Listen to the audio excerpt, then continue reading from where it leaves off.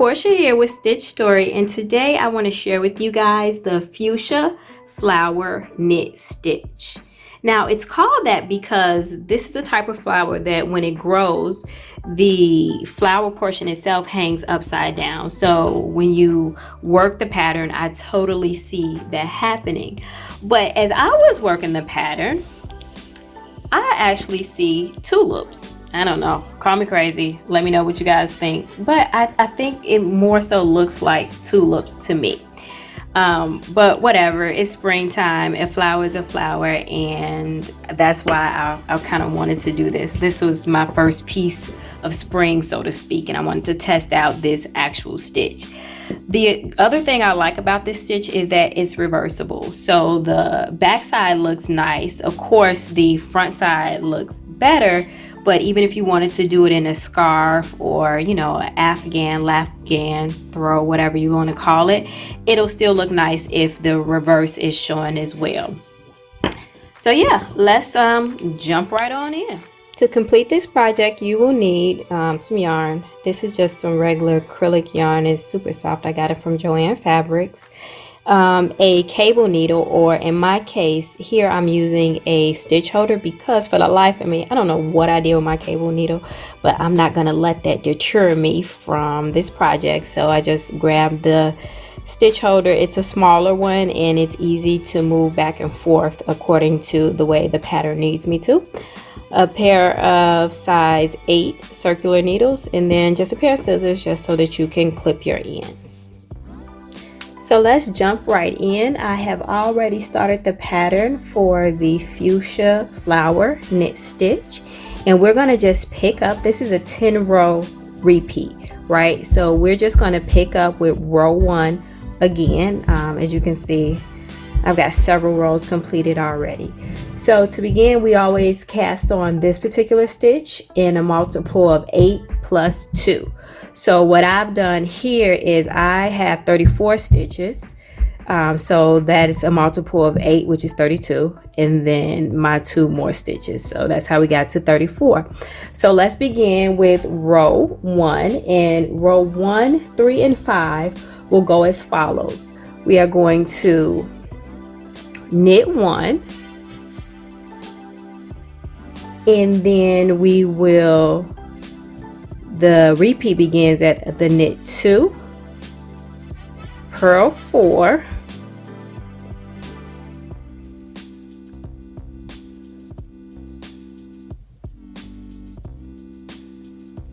and then we knit 2, and then we start again. So we knit 2, purl 4,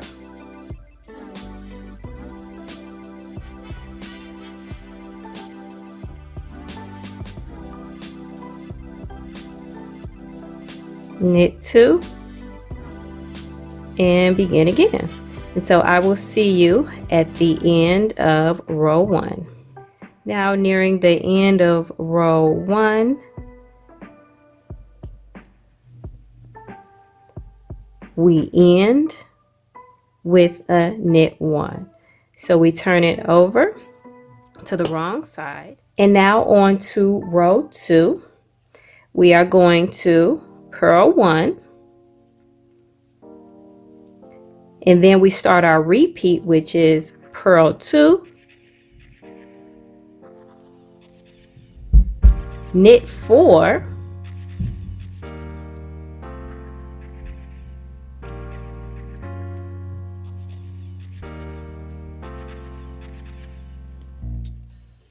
purl 2, and then we repeat, which is purl 2,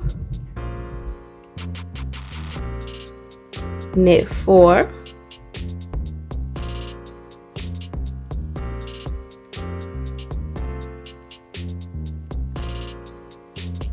purl 2. Okay, so I will see you at the end of row 2. All right, nearing the end of row 2. the very last stitch. So now I'm going to go ahead and do rows 4, 5, and 6 by doing a repeat of rows 1 and 2. And when those are done, we will come back and move on to row 7.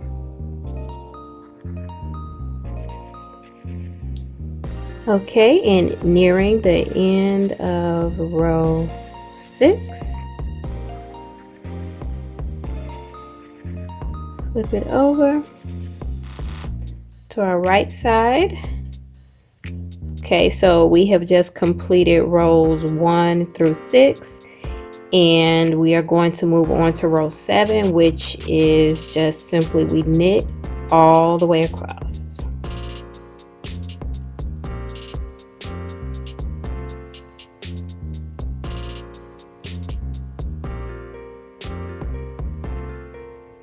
And on to row 8.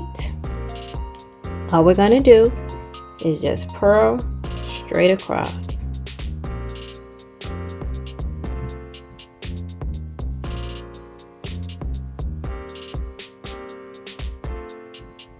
Now on to row 9. This is where the magic happens. So we have completed rows 1 through 8. And at this point we grab our cable needle, or in my case my stitch holder, and the way row 9 works, which is what really brings the cables out and creates the little split here, is we are going to knit 1, and the repeat starts when you do a 2/2 right cable, 2/2 left cable, and we repeat that all the way down until the last stitch is where we're going to knit 1. So let's start with our 2/2 right cable.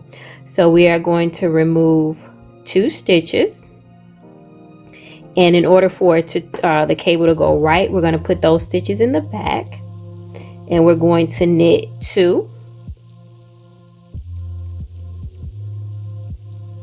Now we are going to bring the stitches forward. We're going to put them on the left hand needle,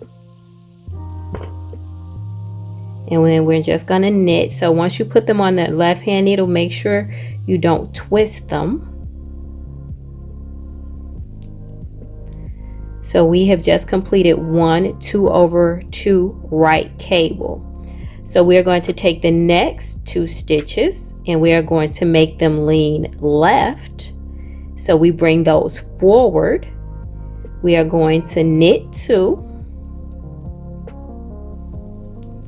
We move those 2 stitches on the cable needle back to the left hand needle, and we knit those 2.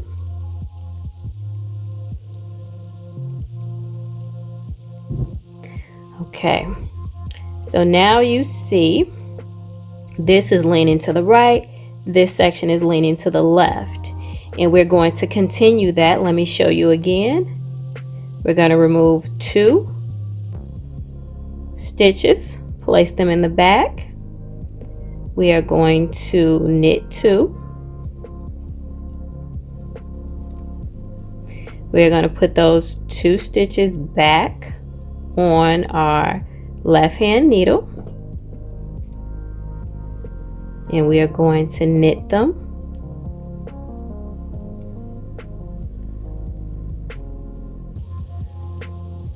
All right, and that's our cable leaning to the right. And let's do it again.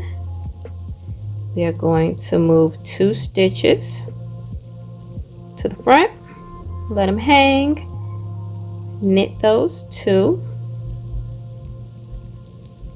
We're going to put the original 2 back on the left hand needle, and then we knit.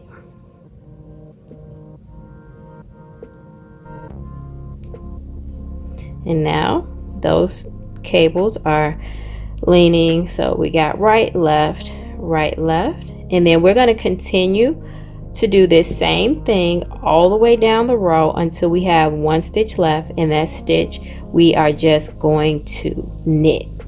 So I will see you at the end of row 9. And at the end of row 9,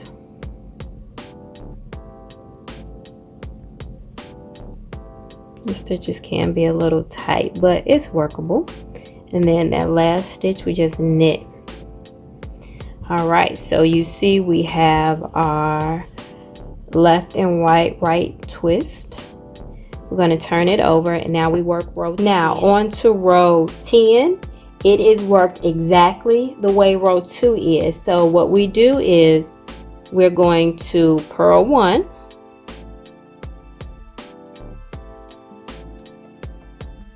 and then we start our repeat, which is purl 2, knit 4,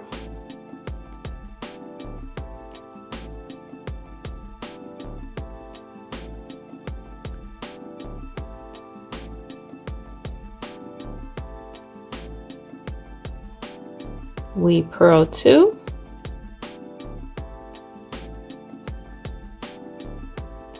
then we repeat, purl 2,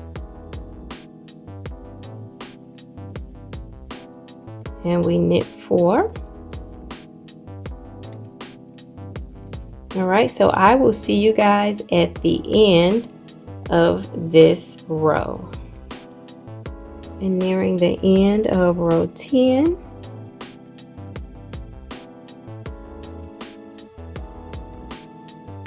Okay guys, there we have it. Our fuchsia flower knit stitch. So as I stated earlier, I understand why it's the fuchsia flower, because it kind of hangs naturally upside down. But to me, it looks more like tulips, and I like it this way better. So if you got any questions, concerns, comments, drop them below. I will absolutely respond. And if you haven't done so already, go ahead and subscribe to Porcha's Stitch Story. And until next time, peace.